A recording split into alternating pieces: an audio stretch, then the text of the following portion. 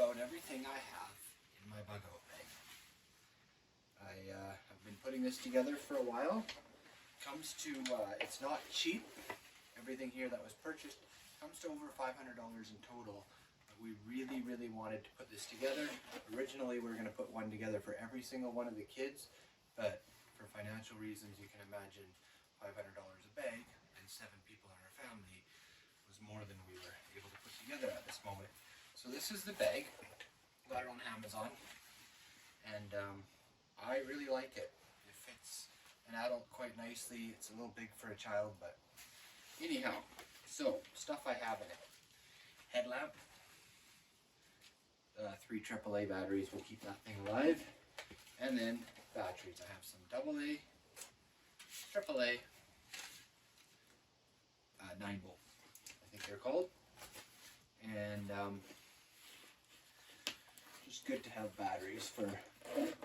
I don't actually have any need for a 9-volt, except I might bump into something that has a 9-volt that needs charging. So anyways, just a notebook, good to have. I wrap it in plastic because of rain, and then I wrapped an elastic around it because elastics are super handy. This is huge for me, the Bible. This is like, I don't know, I've just heard of so many stories where this literally carried people through horrible things, and so I was like, I want to have a Bible, and I can't have a big honking heavy one. So it's just a New Testament, and it's super small, but it is readable and legible. This is a sleeping bag, very small sleeping bag, but it's holds in the heat. It's not super thick, so it won't give you padding, obviously, but it will keep you warm. Just a jackknife, all kinds of purpose type of jackknife, couple pins. Good to have, more than one.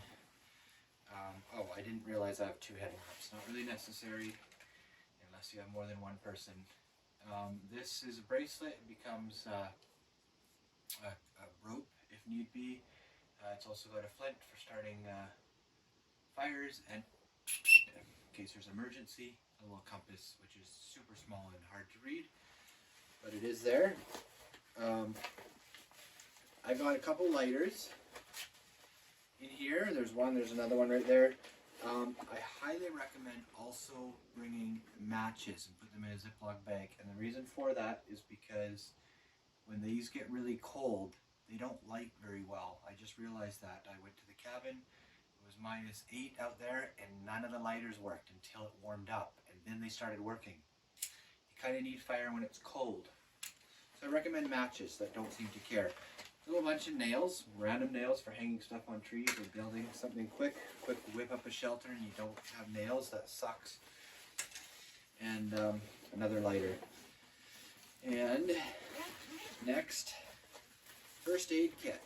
I just bought this first aid kit, and then I filled it with a bunch of other stuff that I always find first aid kits are lacking in a lot of stuff. Like, hey, I don't want to get infected, so what do I put on it? So I put stuff in there like that, polysporin, bunch of other things, Afterbite, stuff that you don't see in there that is kind of nice to have. I got this straw. You can drink out of it. You can actually drink quite a bit before the straw goes bad, and then you blow into it to clean it out. Super handy. These water bottles, just because they can collapse to nothing, and you can refill them again. They don't take up a lot of room when they're empty, but when you find a stream or something, you can fill them up. I got 2 of those. All around good knife, and then a steel water bottle. This one's actually empty at the moment. And I don't know why a fillet knife. I just thought it's nice to have more than one knife. And I had the room for it, so I packed it. Then, a cook set.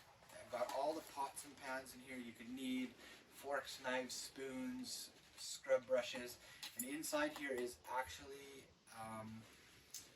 a little like mini stove that you screw onto this. This is full of propane. This is actually, this will last quite a while. I have one about half this size, and it's made like 10 meals for me already, and it's still not empty. So this one I'm assuming would last for quite a while. This whole pack is supposed to last for 3 days. I have more than enough fuel for that. Like I said, this has got everything you need to cook. Then socks, nice to have dry socks, a toque in case it gets cold, gloves, obviously. This axe is awesome, super sharp. It's also a hammer, and it unwinds, and it has a knife inside of it, a compass inside of it, a fire starter flint thing inside of it. I don't know, it's got a whole bunch of little things. You just unscrew it and it's got lots of extras. And I have one of these radios. You can listen to any AM, FM radio station you want. It's also a flashlight, solar charge, and also wine charge, and also battery charge, and a USB charger for your cell phone if need be, and those kinds of things. But the big thing is that it is a, what do they call that now? NOAA weather radio. So it's got the weather in English playing constantly in monotone, super boring. But knowing the weather is surviving. So, there you have it. Dry newspaper in a bag. Have you ever tried starting a fire in the rain? You're going to wish that you had dry newspaper in a bag. This is that cordage. It's a rope that you can use for whatever you need, 25 feet, but the inside strand is very flammable, and one of the strands is fishing line, one of the strands is, I don't know, there's a whole bunch of different kinds of strands inside this rope, and they all have different purposes. I thought that was super awesome. Lots of teas, just because I'm a tea guy and I love tea, and I would love some comfort, and Tums because I have heartburn, especially after eating 6 or 8, whatever I have here, Clif Bars. Clif Bars, it kind of just ties me over. Quick meal, on the run, fills me up. Duct tape, I don't know, Mr. Green said that it was a good idea. Toilet paper, rather than bringing a whole roll, I filled it a roll with toilet paper inside of it. Doesn't take up a lot of room, but it's actually quite a bit of toilet paper rolled up inside there. And it's good for, well, you know, survival kit. I had room for it. It's got like a little bit of everything. Just a good extra little, a hammock. I don't do well sleeping on the ground. I just love to be off the ground. All I need is 2 trees or something to tie it to. It's super strong and it packs up pretty small. Why not? Get yourself off the ground and off the cold. Another 100 feet of that cordage. I love jerky, and it keeps forever, and it's comforting, and I had room. So this survival pack does have more than a lot of other people, but that's just who I am, and I like to have more than not enough. Just plastic bags, because I like to clean up the garbage behind me. I don't like to leave a trail of garbage everywhere I go.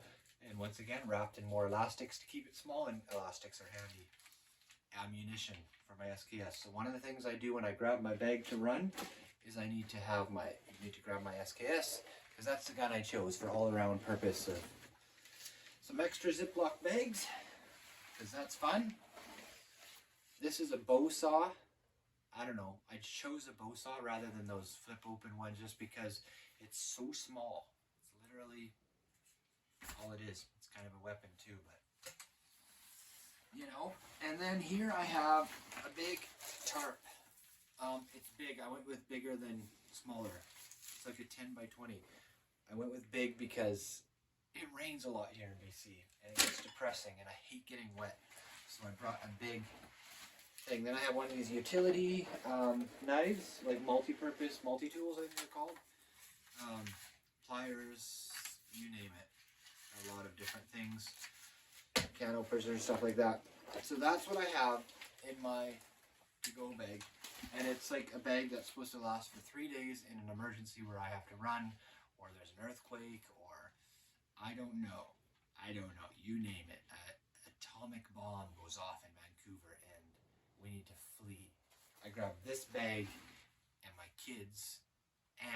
If I have room, I grab my kids. But most importantly, I grab this bag and run for